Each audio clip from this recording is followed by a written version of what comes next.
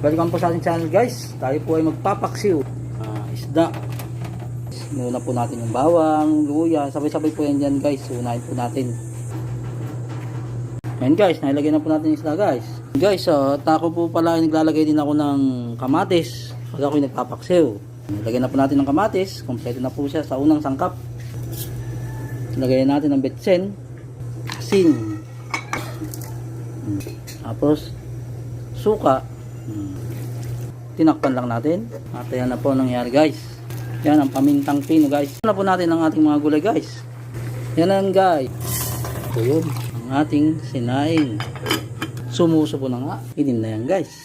Nakaluto na tayo ng kanin. Nakaluto tayo ng ulam. Paksiw na isda with vegetable. Ang ulam po natin.